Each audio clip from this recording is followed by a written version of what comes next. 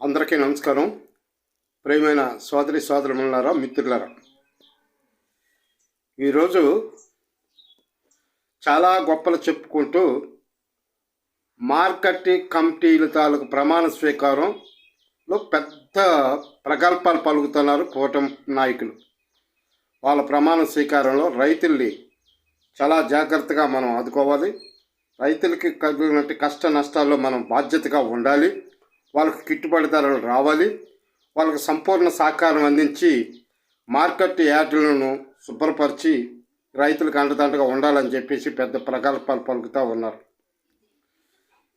మీకు ఏదైనా ఎంతసేపు కూడా మీ బాగేత్తులు నెరవేర్చుకోవడం కోసం బాధ్యత రహితమైనటువంటి పాలన ప్రజలకు ఇవ్వటంలో నెంబర్ 1 అయ్యా.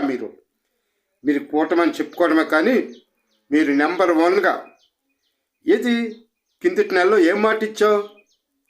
అమ్మఒడి ప్రతి మహిళల ఖాతాల్లో వేస్తాను.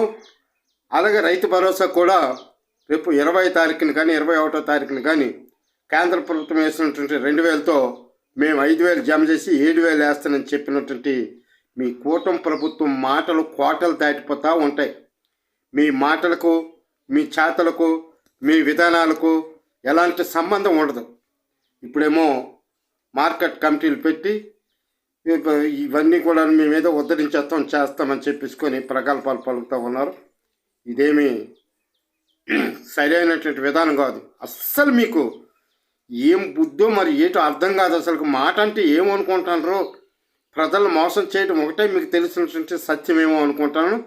మరి దయచేసి ప్రజలు అర్థం చేసుకొని ఈ వీడియోకి సహకరించండి, లైక్ చేయండి, షేర్ చేయండి, సబ్స్క్రైబ్ చేయండి.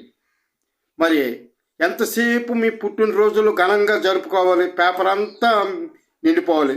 అందులోకి ఈనాడు ఉందే, ఈనాడు పేపర్, ఆంధ్రజ్యోతి అంతా కూడాను మీకు దాసోహంలాగా అవి పనిచేస్తాను. ప్రజా సమస్యల మీద వాటికి పెద్దగా పట్టవు. మీ కూటమి నాయకులు తాలూకా సంబరాలు, మీ కూటమిలో ఇంట్లో పిల్లి పాలు తాగినా, లేదా పిల్లి ఎదిగిందన్నా, లేకపోతే ఏదో కుక్క పారిపోయిందన్నా పెద్ద తాటికి అంత అక్షరాలతో ఈనాడు ఆంధ్రజ్యోతులు కూడా పెద్ద ప్రచారం అయిపోతాయి.